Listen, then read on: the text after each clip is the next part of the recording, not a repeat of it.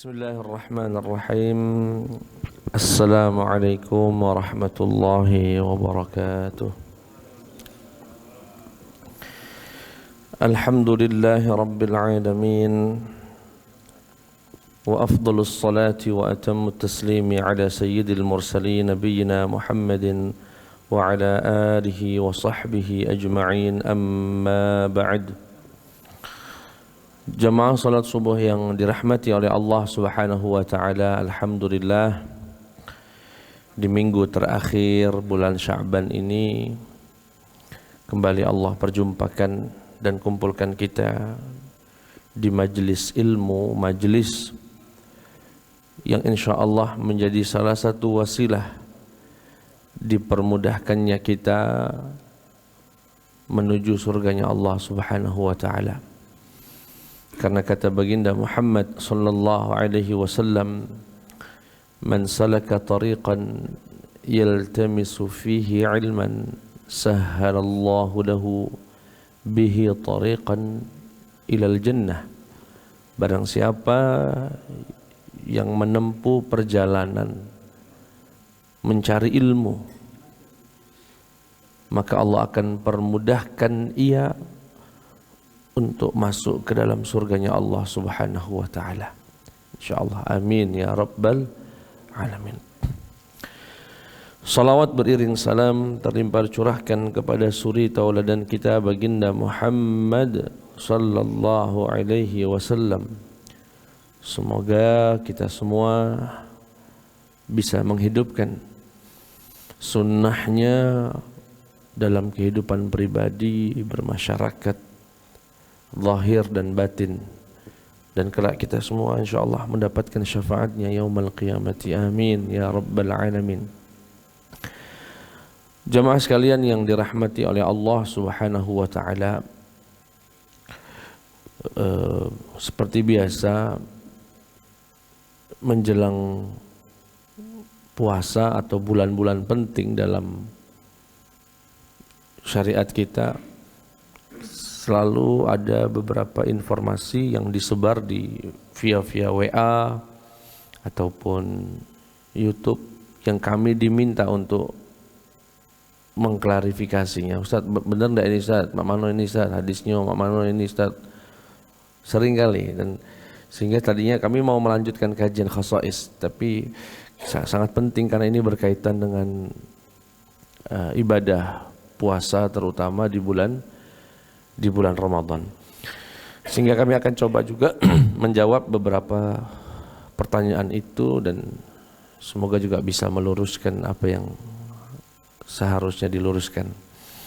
Yang pertama, jamaah sekalian yang dimuliakan Allah Subhanahu wa taala, ulama-ulama kita menyampaikan syarat diterimanya amal itu dua. Apapun amalnya, syaratnya dua. Yang pertama, ikhlas. Dan ini bahasanya di ilmu tasawuf. Ulama-ulama tasawuf lah yang mengajarkan bagaimana kita bisa ikhlas dengan segala tingkatan-tingkatannya. Yang kedua, agar amal itu diterima oleh Allah Subhanahu wa taala, agar amal itu sesuai, wajib sesuai dengan apa yang telah diajarkan oleh Allah dan baginda Muhammad sallallahu alaihi wasallam. Ini adanya kesesuaian perbuatan itu dengan syariah. Satu, ikhlas. Dua, adanya kesesuaian dengan syariah. Nah, yang kedua ini bahasan ilmu fikih. Jika yang satu tasawuf, yang ini adalah ilmu fikih yang memberitahukan kita, oh ini sesuai, ini tidak sesuai, ini yang wajib dipenuhi, ini yang tidak wajib dipenuhi. Sehingga bekal penting sekali dalam menyambut bulan Ramadan, yang ibadah ini hanya 1 tahun 1 kali, adalah bekal ilmu agar kita bisa memastikan ibadah yang kita lakukan itu sesuai dengan apa yang diajarkan dan ditinggalkan oleh baginda Muhammad sallallahu alaihi wasallam dan para ulama. Nah, di antara hal yang sampai ke kami satu video, dan memang ya saya sayangkan karena yang menyampaikan adalah seorang ustadz juga, dan saya tidak akan sebut namanya karena insya Allah mungkin beliau lupa atau apa ya. Mengatakan jika seseorang sedang dalam kondisi sahur, kemudian belum sempat minum, lagi nak sahur ya, lagi enak, belum sempat minum, kemudian terdengar azan, kata beliau silahkan minum dan lanjutkan sesuai dengan hajatnya. Pendapat ini pun didasari oleh satu hadis. Yani ada hadisnya yang dipakai. Hadis ini sahih. Dikatakan kata Rasulullah sallallahu alaihi wasallam, "Idza sami'a ahadukumun nida fakulu washrabu hatta tasma'u." La. "Idza sami'a ahadukumun nida wa fi yadihi al-ina fala yadh'hu hatta yaqdiya hajatahu." Jika salah satu di antara kalian mendengar azan, kata Rasulullah, dan di tangan kalian ada segelas air, janganlah diletakkan dulu sampai kalian memenuhi hajatnya, sampai dia memenuhi hajatnya. Hadis ini sangat jelas sekali mendukung pendapat tadi. Karena kata Rasulullah, jika salah satu di antara kalian dengar azan dan di tangannya ada segelas air, minumlah, silahkan. Ya, jangan diletakkan sampai memenuhi hajatnya. Akhirnya pendapat ini dalam tanda kutip terkesan benar karena ada dasarnya, ada hadisnya. Tetapi dengan segala hormat, pendapat itu keliru. Dan batal orang yang sudah azan subuh masih lanjutin makanannya. Bahkan kata Imam Nawawi, jika azan sudah terdengar dan di mulutnya masih ada yang dikunyah, yajibu majjuh, wajib dikeluarkan. Ini nak nambah. Loh Pak Ustadz, lalu bagaimana dengan hadis itu? Kan jelas hadisnya sahih dan maknanya juga jelas. Apakah kita kesampingkan, kita buang? Enggak kita buang. Nanti kita akan uraikan bagaimana cara memahami hadis itu dengan baik. Yang pertama, kenapa ini dikatakan keliru dan salah? Ya karena bertentangan dengan firman Allah Subhanahu wa taala yang mengatakan kulu washrabu hatta yatabayyana lakumul khaytul abyadu minal khaytil aswadi minal fajr thumma atimmus siyama ilal lail. Kata Allah, bagi orang-orang yang sedang berada di malam bulan Ramadan, silahkan makan, kulu washrabu, silahkan makan dan minumlah sampai terbit fajar, yakni sampai azan subuh. Artinya kalau sudah azan subuh, ya jangan makan dan jangan minum. Makanya definisi puasa oleh para ulama didefinisikan adalah imsak anil mufattirati min tulu'il fajri ila ghurubi asy-syams. Puasa itu adalah menahan diri dari hal-hal yang membatalkan puasa sejak terbitnya fajar sampai terbenamnya matahari. Terbitnya fajar ditandai dengan azan subuh. Artinya clear, puasa itu dimulai dari azan subuh, yang ya salat subuh azannya waktu fajar sampai dengan terbenamnya matahari. Lalu bagaimana dengan hadis yang tadi disebutkan yang dipakai oleh beliau untuk membolehkan kita makan dan minum meski dalam kondisi sudah azan? Kita katakan cara memahami hadis yang benar, kebetulan kami juga mengajar MK ini di UIN ya, MK tafsir ayat-ayat hukum ya, dan hadis-hadis hukum.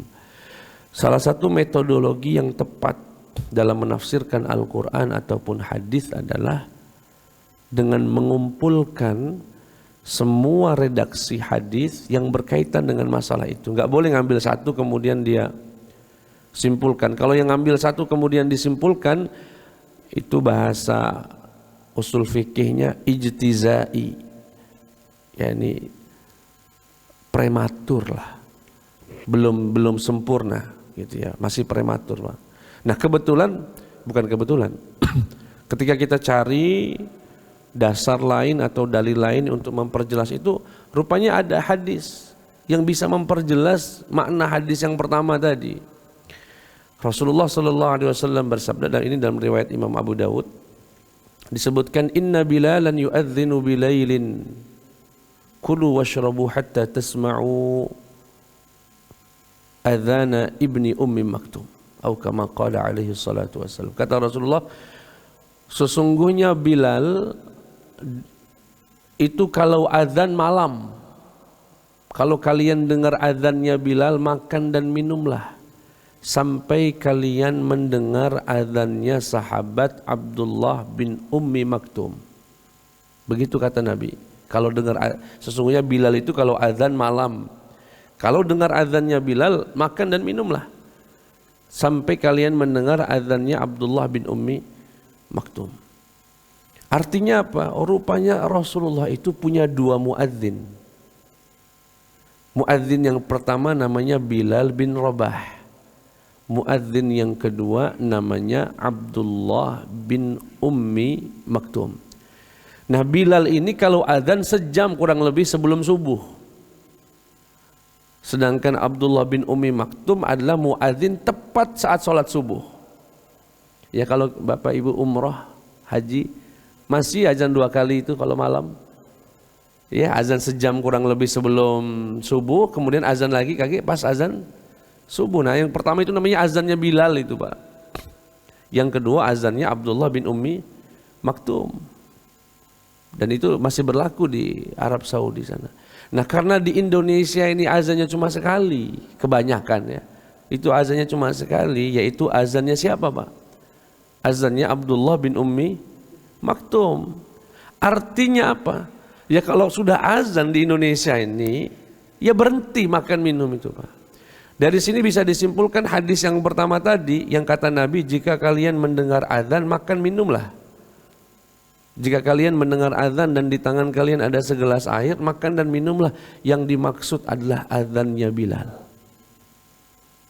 bukan azannya Abdullah bin Ummi Maktum. Nah, di Indonesia ini azannya Abdullah bin Ummi Maktum. Jarang kami dengar ada masjid azan 2 kali. Ada paling di kampung, di pesantren, sebagian pesantren masih ada. Jadi hadis yang pertama tidak kita buang, dan itu clear diarahkan kepada azannya Bilal yang masih diizinkan makan dan minum meski sudah terdengar azan, karena itu azannya Bilal yang membangunkan orang tahajud. Jangankan azan subuh, Nabi 50 ayat, ya seperti orang yang membaca 50 ayat, artinya 10 menit kurang lebih dari azan subuh sudah berhenti. Ya, sudah berhenti beliau. Ketika sahabat Anas bin Malik ditanya, wahai sahabat Anas, berapalah jarak kurang lebih dari berhentinya Nabi sahur sampai azan subuh? Kata beliau, seperti salah satu di antara kita baca 50 ayat. Jaraknya itu, Pak. Berhentinya Nabi dari sahur sampai dengan azan subuh. Ya 50 ayat itu kalau lancar, baca 10 menit sampai 15 menit. Itulah dibuat konsep imsak dalam di Indonesia ini. Ya. Walaupun imsak di situ maknanya bukan berarti dilarang makan dan minum, bagusnya berhenti di situ. Biar pacak siap-siap juga untuk sholat subuh. Baik, ini yang pertama. Jadi Bapak, saya khawatir kalau nanti video ini masuk Bapak dengar, oh iya juga hadisnya jelas nian malah. Batal kalau Bapak puasanya. Ya. Dan saya lihat viewernya yang melihat itu ratusan ribu.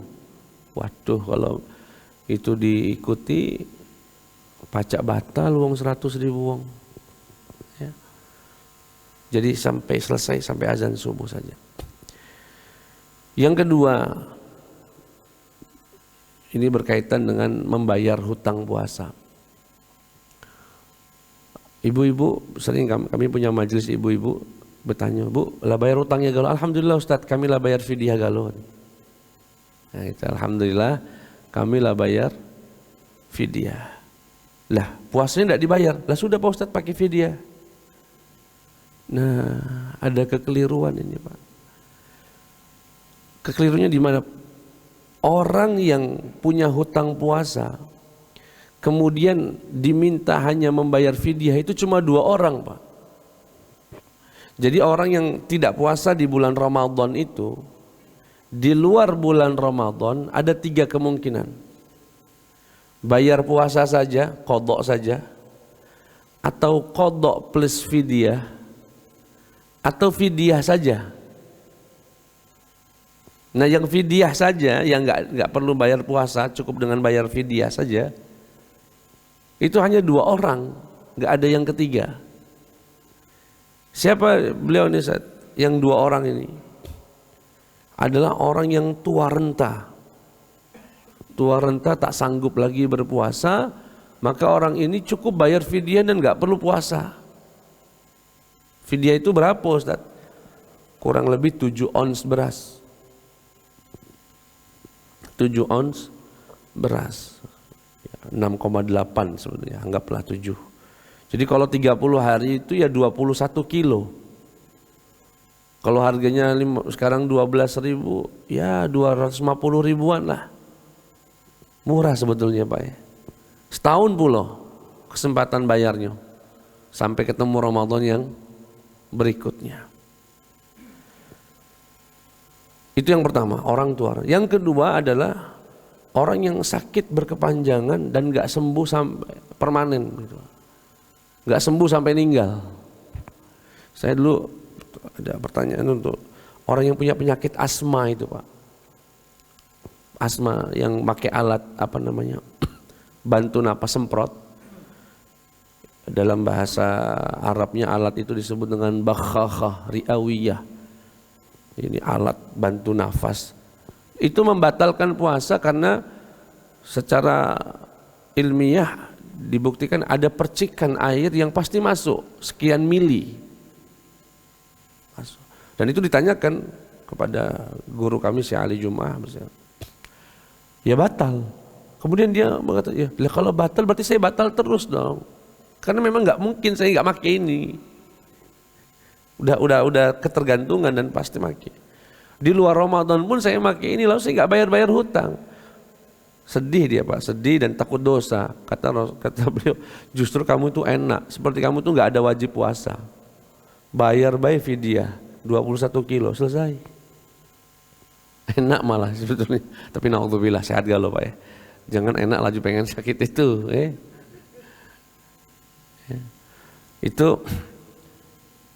Itu saja 2 orang itu Pak yang kena fidyah. Orang tua renta, kemudian orang yang sakit tadi sampai meninggal dunia. Sakitnya menghantarkan dia sampai meninggal dunia. Selain daripada itu, ya bayar puasa atau bayar puasa plus membayar fidyah. Jadi artinya sudah kena puasa, wajib puasa juga di luar bulan Ramadan, qadha, juga dia membayar fidyah. Nah ini untuk mempermudah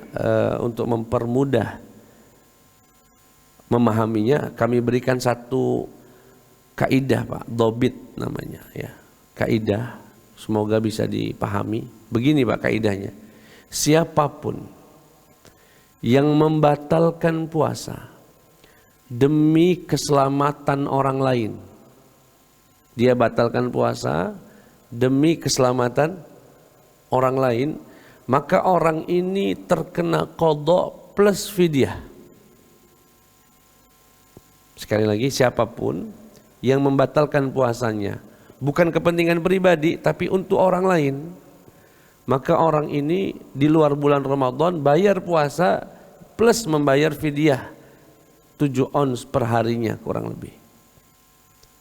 Contohnya Ustadz, ya ibu-ibu hamil, ibu-ibu menyusui, dia sedang periksa ke dokter lagi hamil, kata dokter, Bu, fisik ibu ini bagus betul, sebetulnya bisa lah ibu ini puasa Ramadan ini, tapi ku jengok bayi ini bahaya ibu kalau puasa. Bayi ibu ini tidak berkembang kakek. Macam-macam lah alasan dokter. Jadi saran saya tidak usah puasa saja, Bu. Takut bayinya ada apa-apa. Artinya ibu ini tidak puasa demi kepentingan siapa, Pak? Bayinya, bukan dia sehat kata dokter. Ibu semacam ini di luar Ramadan puasa plus bayar fidyah. Itu kaidahnya, Pak ya.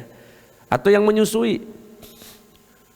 Bu, katanya, yang menentukannya sebetulnya dokter yang tahu sehat atau enggak sehat ya. Kata Pak dokter atau Bu dokter, Bu, batal ke bayi Bu Ramadan tidak usah puasa, ibu lagi nyusuin apa dok? Aku caknya aman-aman bayi. Iya ibu caknya wongnya bagus fisiknya. Tapi kaget air susu ibu itu tidak kate kalau puasa, tidak keluar. Sedangkan bulan-bulan ini si bayi membutuhkan asupan ASI yang cukup. Batal ke bayi lah Bu, batalkan. Nah akhirnya dia batalkan lagi untuk si bayi. Ibu yang semacam ini membayar qadha plus fidyah.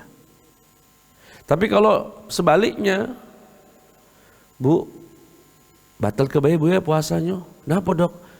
Aku yakin ibu tidak sanggup puasa. Fisik ibu itu lemah. Kebetulan bayi ibu mah nggak ada masalah kalau bayinya itu aman. Cuma ibunya yang tidak kuat. Nah artinya dia membatalkan puasa untuk siapa Pak? Dirinya sendiri. Orang semacam ini qadha saja, nggak ada fidyahnya. Qadha saja dan tidak perlu bayar fidyah. Silahkan Pak dianalogikan, dikiaskan dengan kasus lain. Dokter, mungkin di sini ada dokter juga. Seorang dokter yang mau operasi, yang saya dengar operasi saraf itu agak cukup lama dan butuh konsentrasi agar jangan sampai palanya ditutup, gunting masih di dalam. Ya, karena tidak konsentrasi tadi. Akhirnya karena dia khawatir di siang hari puasa dia harus operasi berjam-jam, butuh konsentrasi, tangan tidak boleh gemeter-gemeter itu. Memutuskanlah Pak dokter ini aku tidak puasa baiklah. Kaki aku tidak sanggup. Nah artinya beliau ini tidak puasa untuk siapa Pak? Untuk orang lain. Itu ya, untuk keselamatan si pasien. Orang semacam ini sekali lagi di luar bulan Ramadan bayar puasa qadha plus fidyah. Bapak lagi jalan di pantai Jingaung nak tenggelam. Tolong. Bapak tolonglah itu. Sambil menolong minum air. Dia minum air, batal puasanya. Sama orang ini pun bayar qadha plus fidyah. Selain dari yang kami sebutkan Pak, itu qadha saja. Bapak musafir, jalan ya pergi, kemudian tidak puasa, itu cukup bayar qadha saja di luar Ramadan. Bapak misalnya sakit, ibu sakit, meriang, suruh minum obat, sakit gigi nggak ketahan lagi harus minum obat, batal ke di luar Ramadan kaget qadha saja. Nah silakan itu. Jadi jangan sampai campur aduk karena ibu-ibu waktu itu yang setelah kami tanya dia cuma bayar fidyah saja yang hamil itu Pak. Aku hamil Pak Ustadz jadi aku bayar fidyah baiklah katanya. Tidak Bu, tergantung apa yang membuatkan ibu batal saat hamil itu. Dan pilihannya cuma dua, kalau enggak qadha plus fidyah. Kalau yang fidyah saja cuma dua orang tadi yang kami sebutkan, tua renta dan orang yang sakit sampai dengan meninggal dunia. Harus qadha. Iya, tinggal ada fidyahnya atau tidak. Ya, ini harus disampaikan biar gak salah. Karena hutang sama Allah itu harus dibayar. Yang ketiga yang juga ini terkait kumur-kumur di siang hari Ramadan saat berwudu. Ini ditanyakan beberapa hari kemarin. Pak Ustadz gimana Pak Ustadz? Saya mau kumur-kumur saat berwudu. Kata Rasulullah dianjurkan orang itu maksimal wa baligh fil istinsyaqi illa an takuna sha'iman. Maksimalkanlah wudu itu termasuk kumur-kumur, istinsyak maksimalkan. Jadi kalau maksimal itu gimana Ustadz ya? Masukkan air, buang. Kecuali kamu dalam keadaan berpuasa. Artinya apa? saat berpuasa pun masih diizinkan kumur-kumur. Masih diizinkan kumur-kumur. Cuma jangan maksimal, berlebihan. Jangan.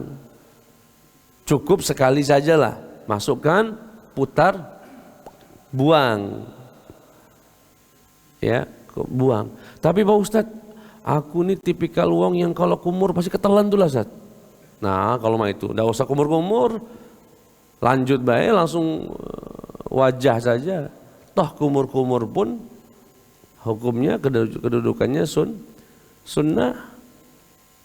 Dan jangan sampai untuk mendapatkan sunnah mengorbankan yang wajib, batal puasanya. Tapi kalau masih bisa, apa Ustaz dampaknya? Ini penting dijelaskan dalam kitab Al-Mu'tamad fil Madhabi Imam Syafi'i. Orang yang kumur-kumur di siang hari Ramadan dan dia tetap membiasakan maksimal gul gitu. Kemudian dia buang. Dan ada tersisa sedikit yang tertelan, batal puasanya.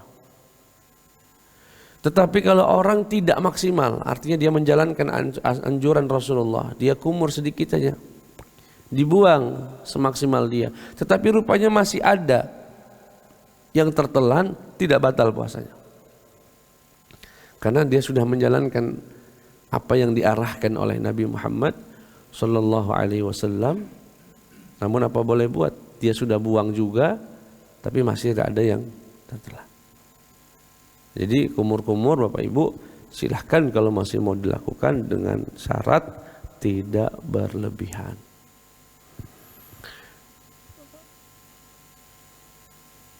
Yang keempat, nanti silakan Pak, yang karena pasti fikih puasa ini cukup banyak, nanti mungkin juga ada ustadznya khusus yang bahas. Aku cuma mengklarifikasi beberapa. Pak Ustadz, aku tuh lagi sholat puasa. Ada nasi di gigi nih Pak Ustadz. Ada nasi, jatuh pulo. Aku ndak nelenyo, takut batal puasaku. Tapi bertumpuk ludahku katanya. Karena nahan itu. Cak mana lah Ustadz? Ditelan takut batal, ndak ditelan istilahnya itu berkumpul. Bagaimana caranya Ustaz? Sempat kutanya juga, yang nyangkut itu besarnya semanu. Kalau semak ini bukan nyangkut, itu disimpan namanya. Enggak Ustaz, nasi lah Ustaz, paling sekitar nasi. Nah, disebutkan oleh para ulama, khusus mazhab Imam Syafi'i, sisa makanan yang masih ada di gigi, jika masih bisa terkontrol, artinya masih tahu, sadar atas keberadaannya, wajib dibuang. Tapi tidak tahu kita ada, mungkin di gigi bagian belakang, kemudian kita nelan ludah, jatuh dia ketelan, ada nasi masuk misalnya, itu tidak batal. Ya. Nah, yang sedang sholat gimana Ustadz? Kebetulan jatuhnya pas sholat pula, lagi sholat. Nah, simple niat sebetulnya, tidak perlu juga ditahan sampai ngumpul air liurnya di mulut, laju tidak baca Al-Fatihah lagi. Kalau ngumpul, tinggal diambil baik Allah, diambil baik. Ditaruh di mana Pak? Di kantong boleh, atau taruh di mana? Ya artinya tidak terlalu ya, sesulit itu, ya. Ambil saja, kemudian dibuang agar jangan sampai ke tertelan. Baik, itu yang keempat. Jadi sisa makanan itu sekali lagi, jika masih dalam kontrol, masih sadar ke atas keberadaannya, wajib dikeluarkan, wajib dibuang. Tetapi jika tidak ada, silahkan untuk jika tidak terasa dan tertelan, maka tidak membatalkan puasa. Baik, yang terakhir yang ingin kami sampaikan terkait suntik. Terkait suntik, apakah itu membatalkan puasa ataukah tidak? Suntik ini jika yang dimasukkan itu suplemen atau yang sejenisnya, pengganti makanan seperti glukosa, maka itu membatalkan puasa Pak.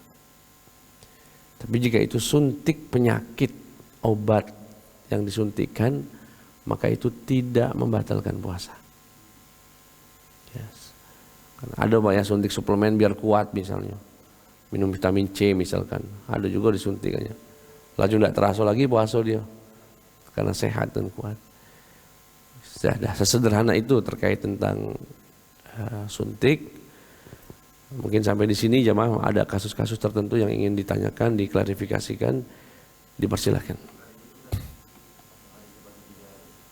Yo, hadis dibagi 3 seperti apa dia? 10 hari pertama rahmat, 10 hari kedua maghfirah, 10 hari ketiga pembebasan dari api neraka. Hadis ini termasuk yang dipermasalahkan. Ya, artinya kedudukannya tidak kuat alias dhaif.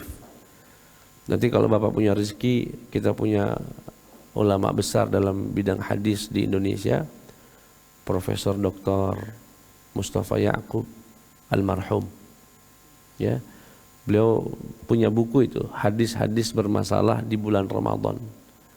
Silahkan nanti di situ dijelaskan tentang kedudukan hadis tersebut.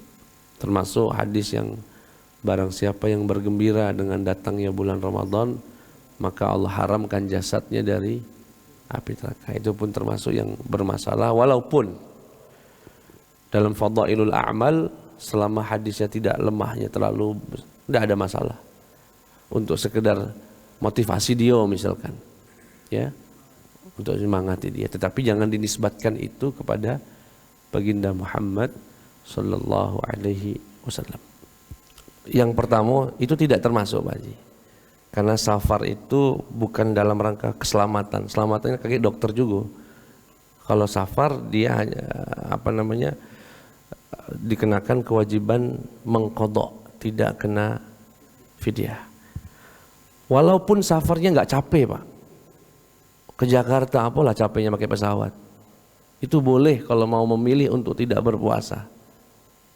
Karena illah itu sebab dibolehkannya tidak puasa itu bukan capek atau nggak capeknya. Karena kalau capek nggak capeknya, tukang itu juga lebih capek bahkan. Tapi nggak diizinin, dia batal. Ya. Nah, saya jadi ingat dengan tukang. Nanti saya jelaskan juga tentang tukang. Karena di kampung kita situ Karanganyar banyak tukang. Artinya cukup kena qadha saja. Ya. Selama safarnya memenuhi syarat, capek nggak capek, apapun kendaraan yang dipakai, dia boleh memilih untuk tidak puasa. Tetapi kalau dia puasa lebih baik, wa antasumu khairul lakum. Berpuasa itu.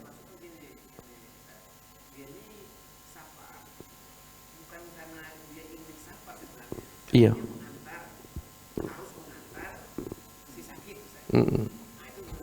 Iya. Sekali lagi tidak termasuk. Karena itu bukan proses penyelamatan, Pak. Itu ngantar saja. Nanti menyelamatkannya dokter juga yang dibawa. Ya, tetap pokoknya safar ya. Jadi safar itu musafir itu terkena qadha saja. Ini sekalian sebelum tanya yang di Google apa di nutup pula. Ya, Pak. Nanti saya jelaskan tukang, saya jawab dulu. Saya dengar kalau tidak sholat asar akan menyebabkan terhapus amal, tapi kalau kita dah taubat, adakah amalan itu datang kembali? Ya nggak sholat asar aja sih. Saya dengar kalau tidak sholat asar akan menyebabkan terhapus amalnya. Tapi kalau kita tobat, amal tadi kembali lagi enggak? Kaget ku tanya dulu sama Allah. Pertama,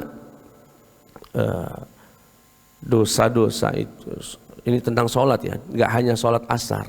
Walaupun asar itu mendapatkan atensi khusus dari Allah. Wa hafidhu ala salawati was salatil wusta wa qumu lillahi qanitin. Itu sholat asar yang dimaksud. Jagalah sholat 5 waktu dan sholat wusta, kata Allah. Dan sholat wusta ini tafsiran mayoritas ulama adalah sholat asar. Nah ya, karena sholat itu tiangnya agama, bahkan saya sering menyampaikan, andaikan puasa atau ibadah kita, sedekah kita itu diterima Allah sebagai pahala, tapi kita meninggalkan sholat dengan sengaja, maka pahala-pahala tadi nggak cukup bayar hutang dosanya sholat. Walaupun cuma satu, karena itu tiangnya agama. Nah tapi Pak Ustadz, kalau saya bertaubat kepada Allah Subhanahu wa taala, apakah amalan-amalan baik saya tetap dikembalikan lagi, dicatat? Insya Allah. Ya, itu karunia dari Allah, insya Allah. Termasuk orang kafir, Pak. Orang kafir, kan orang kafir itu nggak semua perbuatannya jahat, Pak ya. Ada baiknya juga dia. Kadang bantu wong, kadang hormat sama wong tua, macam-macam. Kalau dia taubat sama Allah, seluruh dosanya diampuni dan seluruh amal soleh yang dia lakukan saat kafir tetap dicatat. Itu disebutkan oleh Imam Nawawi. Untung nian sebetulnya mereka tuh. Ya, ini agar memotivasi mereka untuk masuk ke dalam Islam. Ya. Itu saja ya. Oke, masalah tukang, Pak. Kedua tadi ada, Pak ya?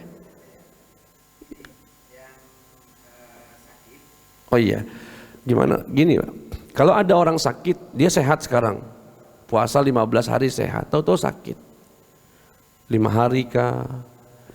Kalau dia sempat sembuh, gitu Pak ya, misalkan sakit 5 hari, sampai lebaran nih, sakitnya sampai lebaran, kemudian 3 hari misalkan sebelum lebaran dia sakit, pas lebaran sehat dia, tapi belum sempat bayar karena masih kaget belah misalkan, meninggal, masih punya hutang puasa. Bolehkah puasa ahli warisnya atau bayar fidyah saja? Kalau dia sempat sembuh dan waktu sembuhnya itu cukup sebetulnya untuk bayar dia hutang, tapi dia nggak sempat bayar, maka puasa keluarganya. Dan ini pendapat qadim dari mazhab Imam Syafi'i, tetapi yang paling Imam Syafi'i itu Pak, ini sedikit ilmu saja, kan punya pendapat qadim dan jadid Pak ya, baru, lama dan baru. Yang lama itu ketika beliau tinggal di Irak, yang baru itu ketika beliau tinggal di Mesir sampai meninggal, itu yang barunya. Nah, kaidah besarnya dalam mazhab Imam Syafi'i, seluruh yang baru kalau ada benturan dengan yang lama, yang dimenangkan yang baru. Karena orang itu kan mengalami penambahan ilmu dan macam-macam, yang baru itu lebih update lah kurang lebih. Tapi Pak, ada pengecualian, beberapa kasus yang lama justru dikuatkan dari yang baru. Nah diantaranya adalah dibolehkannya keturunan atau ahli waris berpuasa atas nama orang tuanya yang meninggal dan masih punya hutang. Itu justru diambil dari yang lama. Berdasarkan hadis Nabi, bukan karena nggak ada hadisnya ya, ada hadisnya. Kata Rasulullah SAW, riwayat Imam Muslim, man mata wa alaihi siyam sama anhu waliyuh. Barang siapa yang meninggal dan dia punya tanggungan puasa, berpuasalah keluarganya. Pak Ustadz, kalau muridnya boleh enggak puasa? Kebetulan yang meninggal ini yai, punya murid jamaah, boleh enggak? Karena pengen berbakti sama gurunya, boleh, tapi dengan izin keluarganya. Ngomong dia sama keluarganya, ayah itu ada utang puasa, udah ada 10 hari, biar aku bayar yang bayarnya. Rajulah, boleh itu, dengan izin keluarganya. Nah itu. Nah masalah tukang nih Pak, boleh nggak dia itu tidak puasa? Tukang yang kerja berat, yang nggak ada kerjaan kecuali itulah. Kalau dia udah begawe ya nggak makan uang rumah, minimal kontrakan nggak terbayar. Boleh nggak Pak Ustadz? Boleh. Seorang yang tukang yang kerja berat, tukang atau pekerja-pekerja berat lah Pak ya, yang sekarang memperbaiki tol misalkan, panas siang-siang, boleh nggak membatalkan puasa? Boleh, tapi dengan syarat. Nah ini syarat ini yang sering dilalaikan Pak. Apa itu Ustadz? Malamnya tetap sahur, ikut sahur. Ya ini boleh, ini nggak syarat ya. Intinya malamnya masih niat puasa dulu. Niat puasa dulu, pagi-pagi masih puasa, kerja, begitu kerja dia tidak mampu melanjutkan karena lapar, karena haus yang luar biasa, batalkan dan itu boleh. Nanti bayar di luar bulan.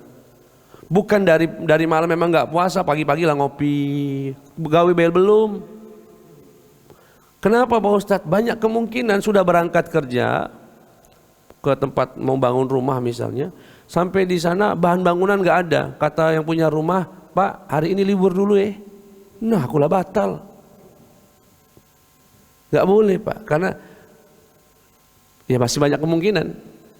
Sehingga syarat yang disebutkan oleh Imam Baijuri, kalau memang tukang itu pekerja berat betul, paginya tetap seperti biasa kayak orang puasa.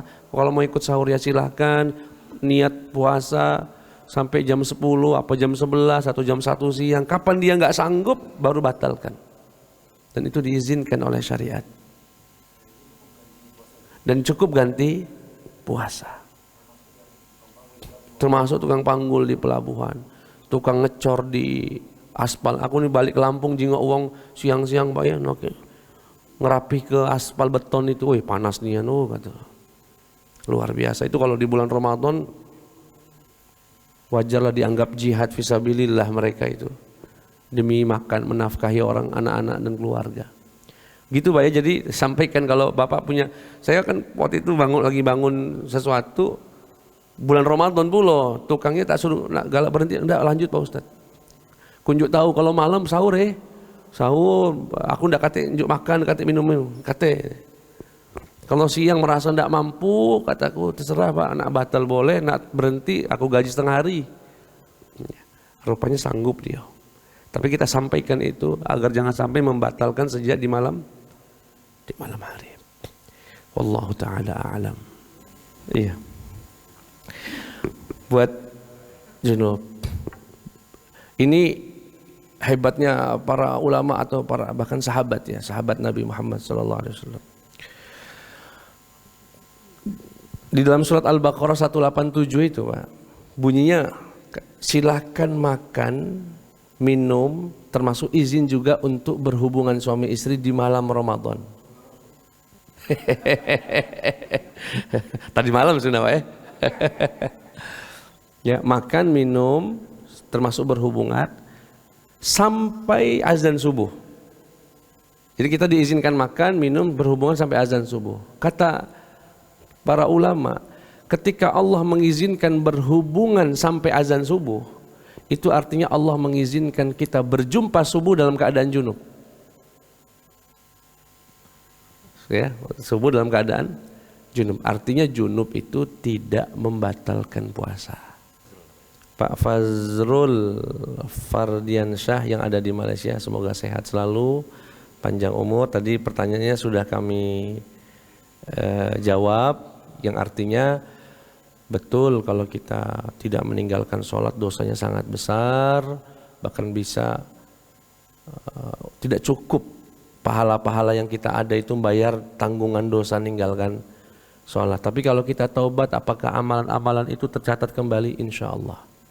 Sebagai karunia yang Allah berikan kepada kita yang bertaubat kepada Allah, catatan amal soleh itu kembali. Yang Allah hapus hanyalah dosanya saja. Beruntung. Bahkan kata Nabi, al-hijratu tahjubu ma qablah. Orang yang taubat itu akan dihilangkan dosanya, seluruh keburukan-keburukannya. Adapun pahala masih dicatat oleh Allah, tidak sia-sia. Pahala yang lama tetap dicatat. Beruntung pokoknya wong yang masuk Islam ya, kemudian taubat dari dosanya, itu dosanya dihapus, pahalanya masih tetap dicatat. Kondisinya. Ada tua keladi juga ada Pak. Makin tua makin jadi kuat dia. Ini berkaitan dengan fisik Pak ya. Sudah nggak sanggup, bahkan sudah lupa-lupa bahkan. Ada yang agak pikun agak apa ya. Tapi walaupun tidak pikun dia normal, tapi fisik itu sudah gemetar. Jadi ini berkaitan dengan kondisi tubuh fisik. Ya. Wallahu a'lam. Kami minta doanya Pak ya. Ini dekan kami, mungkin Bapak kenal Pak Dr. Marsaid, Haji Marsaid. Sudah hampir seminggu apa 10 hari di ICU. Bahkan ini disengaja ditidurkan oleh dokter.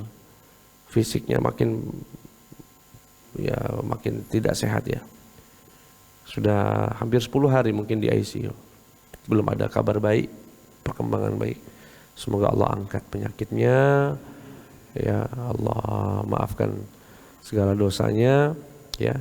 Dan untuk kita semua yang atau keluarga kita, siapapun yang sakit di antara kita, semoga Allah angkat penyakitnya. Siapapun di antara kita yang sedang gelisah, Allah tenangkan. Dan siapapun di antara kita yang sedang punya hajat dunia akhirat, Allah kabulkan. Itu saja. Subhanakallahumma wa bihamdika asyhadu an la ilaha illa anta astaghfiruka wa atubu ilaik. Wassalamualaikum warahmatullahi wabarakatuh.